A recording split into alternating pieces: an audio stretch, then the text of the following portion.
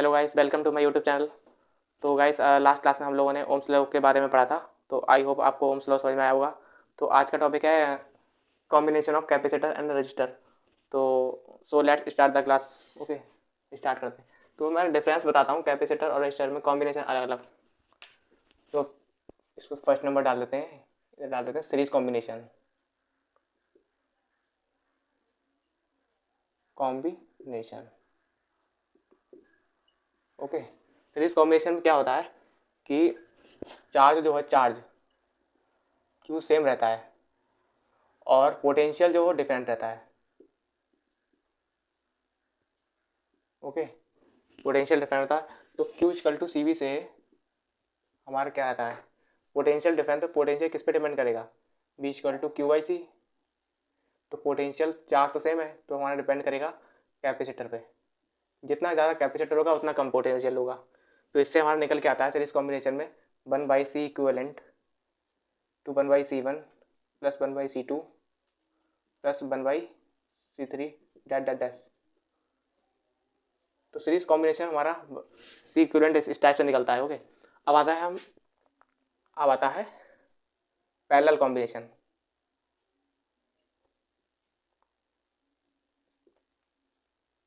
Parallel combination दिख रहा है ना आप लोगों को, दिख रहा होगा, आई होप दिख रहा होगा। तो पैरेलल कॉम्बिनेशन में क्या होता है कि पोटेंशियल जो है डिफरेंट रहता है, सेम रहता है, सेम, और चार्ज डिफरेंट रहता है। तो Q equal to C V से हमारा क्या सेम डिफरेंट है, क्यू। तो क्यू किस पे डिपेंड कर रहा है, क्यू डायरेक्टली डिपेंड कर रहा है कैपेसिटर। जितना ज़्यादा कैपेसिटेंस होगा उतना ही ज़्यादा चार्ज होगा हमारा। तो डायरेक्टली प्रोपोर्शनल है, तो इससे सी इक्विवेलेंट क्या आ जाएगा हमारा, C1 plus C2 plus C3 plus dot that dash. तो इस तरीके से हमारा ये पैरेलल कॉम्बिनेशन निकलता है। चार्ज सेम है, सॉरी, चार्ज डिफरेंट रहता है पैरेलल में, और सीरीज में क्या डिफरेंट रहता है, वोल्टेज। तो चार्ज किस पे डिपेंड कर रहा है, चार्ज डिपेंड कर रहा है कैपेसिटेंस पे। कैपेसिटेंस पे जितना ज़्यादा कैपेसिटेंस होगा उतना ही ज़्यादा चार्ज होगा।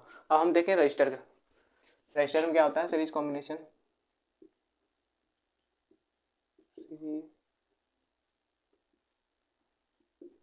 कॉम्बिनेशन तो इसमें क्या आता है, जो करंट है वो हमारा क्या रहता है, वो डिफरेंट रहेगा। Okay, V equal to I R से, सॉरी, डिफरेंट नहीं, सेम रहता है। और जो वोल्टेज है वो डिफरेंट रहता है। Okay, V equal to I R से। तो हमारा जो वोल्टेज है वो किस पे डिपेंड कर रहा है, रजिस्टर पे डिपेंड कर रहा है। जितना ज़्यादा रजिस्टर होगा उतना ही वोल्टेज होगा। ओके, अब आता है, तो इसमें क्या बन जाएगा, R equivalent R1 plus R2 plus R3 plus dot dot एस। तो रजिस्टर में उल्टा होता है कैपेसिटर का। अब आता है दूसरे नंबर पे क्या आएगा, पैरेलल कॉम्बिनेशन।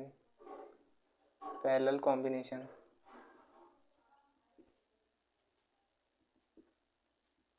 पैरेलल में क्या होता है, वोल्टेज सेम रहता है,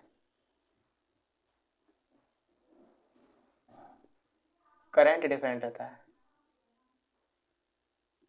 तो V equal to I R से डिफरेंट क्या है, आई। तो आई किस पे डिपेंड करेगा, I equal to V by R. Okay, V by R, voltage तो सेम है, तो आई हमारा डिपेंड करेगा, आई डायरेक्ट इनवर्सली प्रोपोर्शनल होगा रेजिस्टेंस से।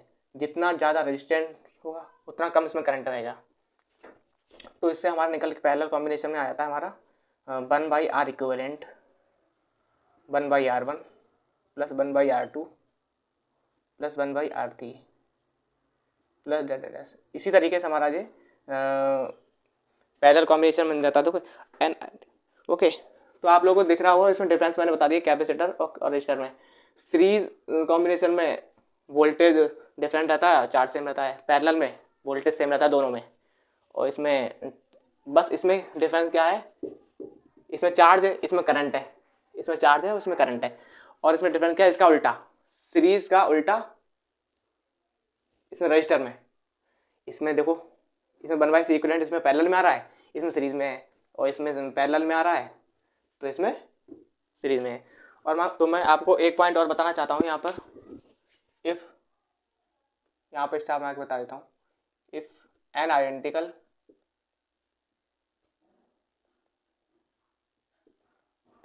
कल कैपेसिटर हो तो, इफ एन आइडेंटिकल कैपेसिटर हो तो क्या होगा, सी इक्विवेलेंट जो होता है, सीरीज कॉम्बिनेशन बता रहा हूँ, सी बाई एन, एन क्या हुआ, नंबर ऑफ कैपेसिटर, और 4 हो पैरेलल सीरीज में तो जितने 4 हो तो C/4 हो जाएगा। और पैरेलल में क्या होता है, इफ एन आइडेंटिकल, यहाँ भी बता देता हूँ मैं, ये बहुत इंपॉर्टेंट है, इफ एन आइडेंटिकल कैपेसिटर, तो यहाँ पे सी इक्विवेलेंट क्या हो जाएगा, NC। ये आपको बात ध्यान रखनी है, बहुत इंपॉर्टेंट है, स्टार बना देता हूँ। ओके, और इसी तरीके सब रजिस्टर में होगा, रजिस्टर में क्या होगा, यहाँ पे लिख देता हूँ स्टार बना के, ये सीरीज में लिख देता हूँ, if N identical register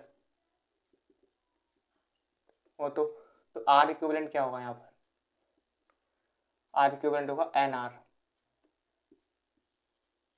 okay, और यहाँ पर पैरेलल में बता देता हूँ, इफ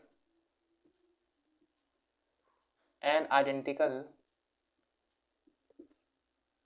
रजिस्टर, तो इसमें क्या हो जाएगा, पैरेलल में हो जाएगा R equivalent equal to R/N। मान लो पैरेलल में 4 लगे हैं, इस तरीके से मैं एग्जांपल एक बता देता हूँ।